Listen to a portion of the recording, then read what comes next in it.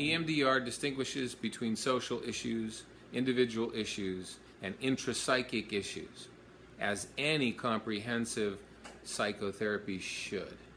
And again, each phase of the EMDR's protocols assess and reassess and reassess. Person in social context, person in environment.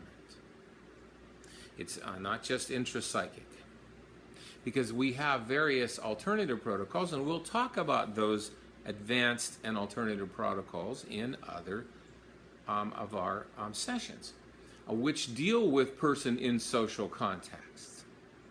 Some of our school-based protocols, for example, deal with person in social context. Some of our addiction protocols deal with person in social context. Some of our social phobia and other types of protocols deal with persons in social contexts. But we'll talk about those in other of our peer-reviewed professional training development sessions. Anything else today? And wrapping up our talk today on what is EMDR, kind of how it works, and sort of what it looks like.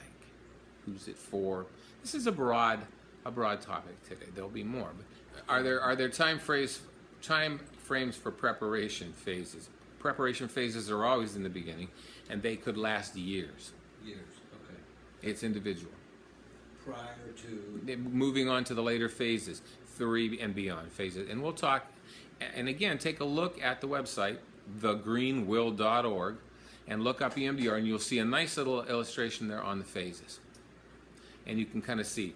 But again, you know, and we'll move back and forth in the phases, and it's a creative dance depending upon the needs. Sometimes if we didn't do an adequate preparation and we find ourselves in phase 4, we're going to go right back to prep phase, and we're going to do that work. If prep phase is done really well, that shouldn't happen. But, you know, but we know how to dance. EMDR psychotherapy incorporates, integrates, and flows well with all forms of pretty much all psychotherapy modalities. I think as a good generalist, eclectic therapist, I know that word's misused terribly, but as an eclectic therapist, we ought to have some skills in everything, and they ought to be matched to the client. And those can include, and are really being encouraged by people like Vander Kolk and others, things like yoga and other mindfulness and exercise and things like, you know, things that sending people to nutritionists, having good medical assessment, making sure you have a good medical assessment. You know, having a good medical assessment of the person's chemistry, good endocrinological assessment. You know, you just don't jump in there. You want to really do phase 1 and 2. Preparation phase is part of assessment and preparation. We want to make sure that the person, all psychotherapy that's ethically practiced should have the same rigor in these phases. There's nothing unique about the phases, 8 phases of EMDR. You know, it became a big issue in one of our dialogues, interagency dialogues here, about the 8 phases and should we use the 8 phases. And I brought out an old social work primer called Brief and Extended Casework by Perlman. And it's remarkably similar, the stages that Perlman recommended for brief and extended social work back in whenever it was the 30s or 40s or whenever Perlman set her foundational masterpiece for social work practice. Looks a lot like the 8 phases of EMDR in a lot of ways to me, but again, I'm a clinical social worker, and so I see things in that kind of a paradigm. I just think if you look at it, what my hope is really for this talk, in summarizing today, my hope for this talk is that, one, we might demystify a little bit this. This is not the only thing that's used. We can tap and drum and dance and sing and take a good walk. It does the same thing. It may not be as powerful or from a research perspective, but it does the same thing. There's no mystique in it.